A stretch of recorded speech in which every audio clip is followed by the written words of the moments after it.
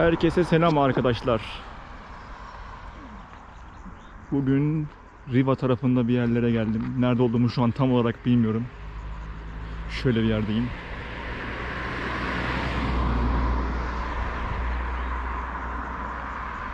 Çok sakin ama pazar olduğu için bugün insanlar dışarı çıkmış, bu taraflara gelmiş. O yüzden biraz yoğunluk var. Ve bugün karşımızda kim var? Peugeot 208.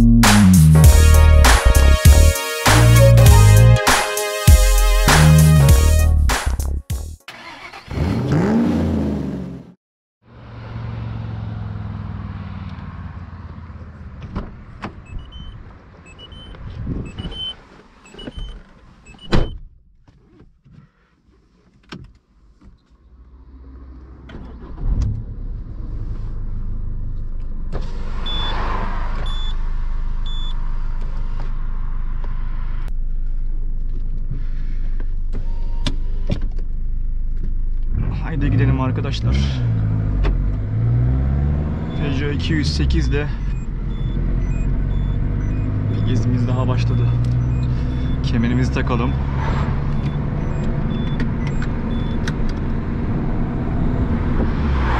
Riva tarafına geldim. Tam olarak nerede olduğumu da bilmiyorum. Şimdi Polonezköy tarafına, daha doğrusu Kavacık tarafına doğru döneceğim. Yaklaşık 2-2,5 ay sonra ilk defa insanlar pazar günü dışarı çıkabiliyor. O yüzden biraz kalabalık var. Yani bu taraflara çok gelen olmuş.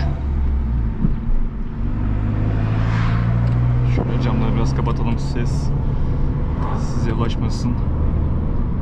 Egzoz sesi duyduğunuz gibi çok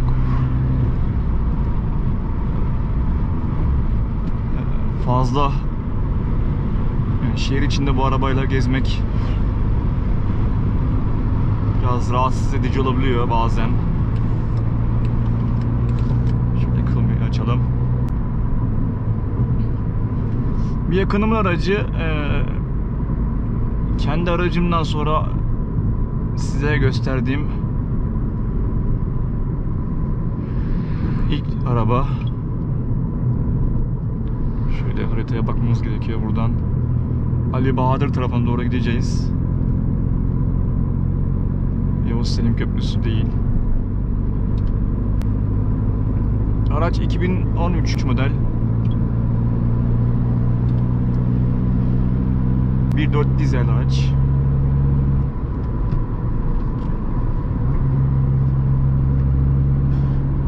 Şu an 3. köprü yolunun altından geçiyoruz. Görebiliyor musunuz bilmiyorum.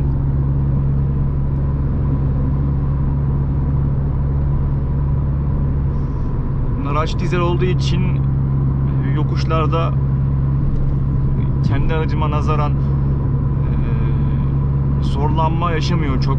Hani gaz verdiğiniz zaman gidiyor. Dizel biliyorsunuz yokuşlarda boğulma yapmaz. Çok düşük devirde kullanmadığınız sürece torkunu size hissettiriyor.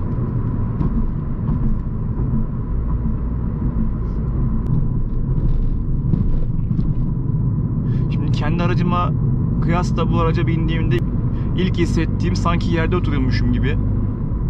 Yani yere çok yakın. Her anlamda arabanın şu konsol hizasında gömülüsünüz.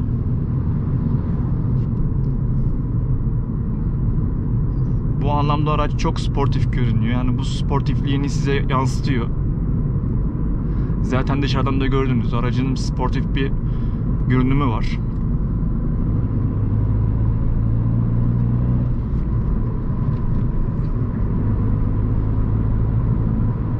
Aracı kullanması çok keyifli. Şu direksiyon çok hoşuma gidiyor benim yani. Peugeot'un bu direksiyon anlayışı gerçekten çok iyi. Ve diğer araçlara nazaran hani bu şekilde başka bir marka var mı bilmiyorum ama gösterge paneli direksiyonun üst tarafından görünebiliyor. Ve şu anki 2020 model araçlarında 2008'de, 3008'de, yeni 208'de, 508'de hep direksiyon üzeri gösterge anlayışına sahipler. Gerçekten çok hoş görünüm sahip.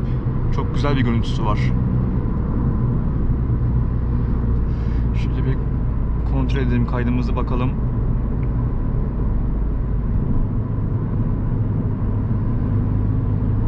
Evet. Dediğim gibi 2,5 ay aradan sonra insanlar ilk defa pazar günü dışarı çıkabiliyorlar. Ve her tarafta insanlar var. Mangal yapanlar var, gezmeye gelenler var, kafelere gelenler var. Benim gibi gezmeye gelenler var. Aracıyla birlikte. Sonuçta hafta boyu çalışan insanlar pazar günleri kendilerine bir zaman ayırıyorlardı. 2-2,5 aydır bu zamanı bulamayınca ilk fırsatta kendilerini atacaklar tabii.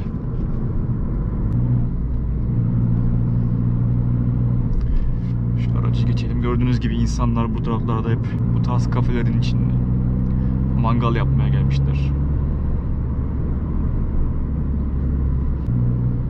Sembol, biraz hızlı sembol. Ya da yol ver.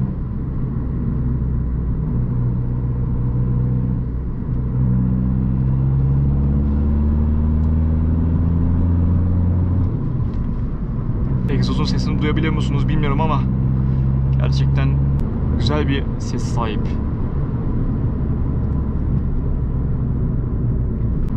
İzleyenleriniz bilir. Benim aracımda da aynı ekran var. 10 inç Android multimedya sistemi var. Ve konsolun şu bölgesine konumlandırılması, ben seviyorum bu şekilde olmasını. Yani konsola gömülmesinden ziyade bu şekilde görünmesi görünüş olarak çok daha hoşuma gidiyor. Hani kafa hizasında en azından kafanızı aşağı yememeniz gerekiyor. Bu anlamda bence gayet güzel bir görünüme sahip.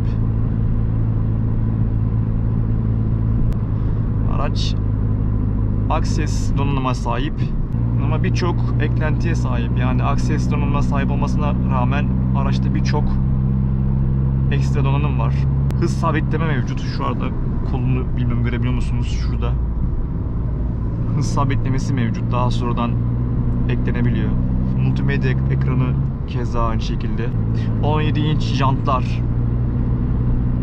Yanlış bilmiyorsam orijinalinde fabrikadan 15 inç olarak çıkıyor. Jant bu aracı ayrı bir güzellik katmış görüntü olarak. Konforuna tabii ki etkisi var. Konforunu etkilememesi mümkün değil. Yani sonuçta o lastiğin kalınlığı size ayrı bir süspansiyon görevi görüyor. Lastiğin kalınlığı ayrı bir mesafe katıyor size bozuk yolda gittiğinizde, tümsekten geçtiğinizde. Şimdi daha ince yanağa sahip olduğu için daha ince yanakta bozuk yolda ve tümseklerde tabii ki rahatsızlık olarak geri dönüş verecektir size. Ama çok abartılı bir durum olduğunu söyleyemem. Aracı daha önce de kullandım. Bu jantlar olmadan da kullanmıştım. Hemen hemen aynı konforu elde edebiliyoruz.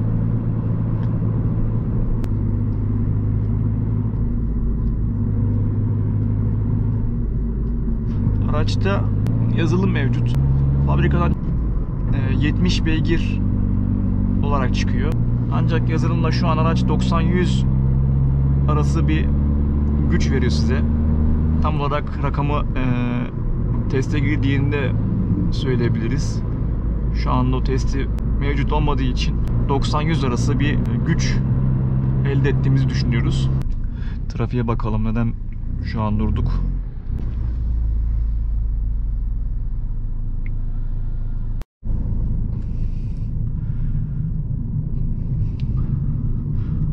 arkadaşlar. O yolda çok trafik olduğu için farklı bir yere saptım.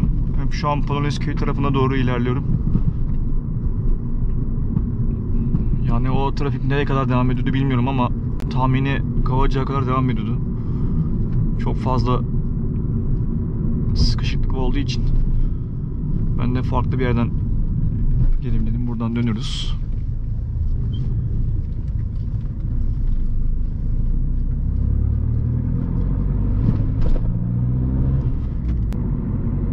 Buralar nispeten daha sakin.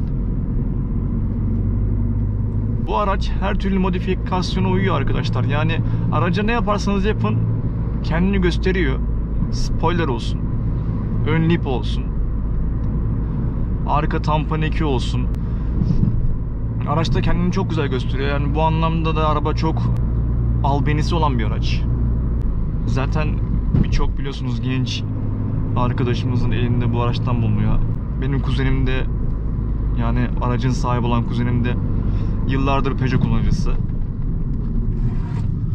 Araç yeri basık olduğu için bu tür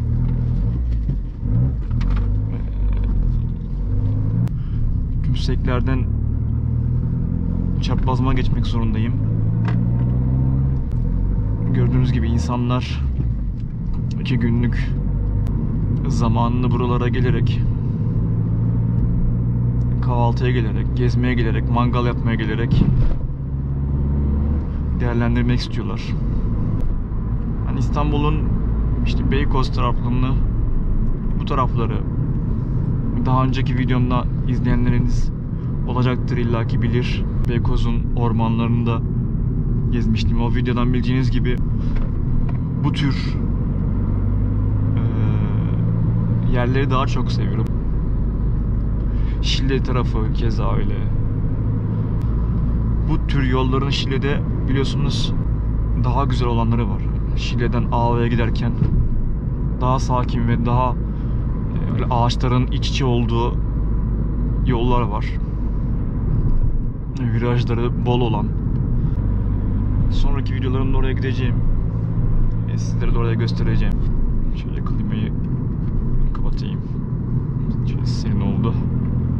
Gördüğünüz gibi insanlar buralara gelmiş.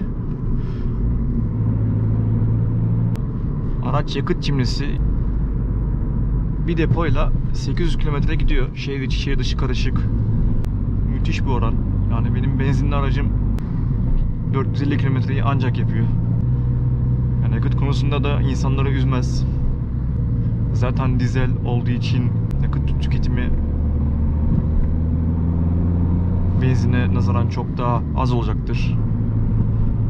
Güç olarak da size bunu geri dönüşünü verecektir.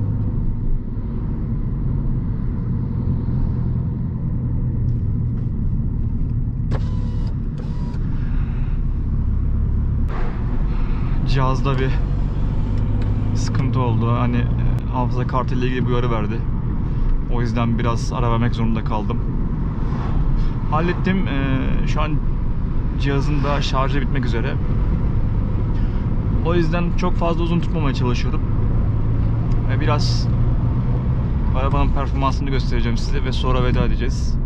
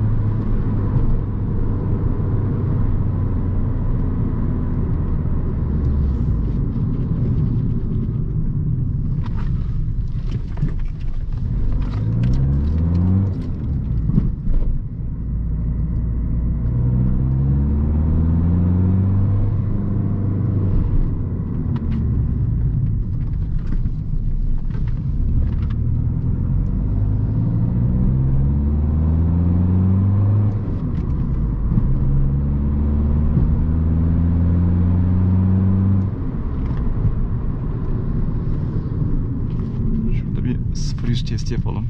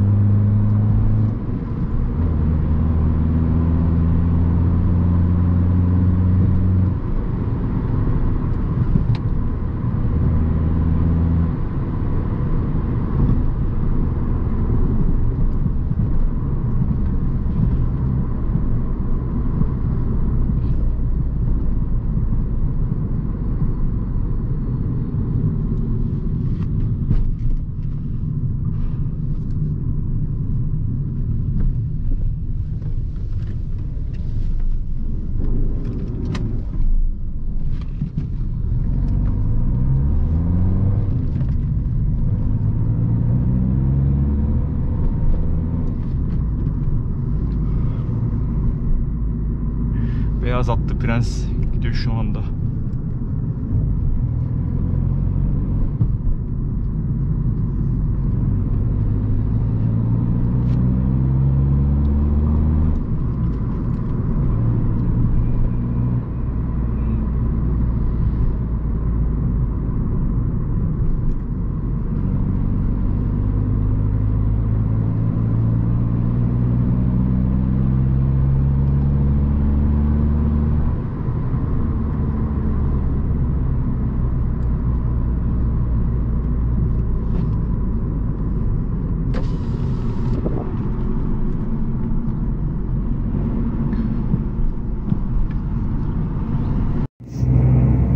Evet arkadaşlar, Peugeot 208'den izlenimlerimiz bunlardı. GoPro cihazımın şarjı bitti. Videoyu eğer beğendiyseniz beğen tuşuna basıp daha sonraki videolarımı da izlemek için lütfen kanala abone olmayı unutmayın. Kendinize iyi bakın. Görüşmek üzere.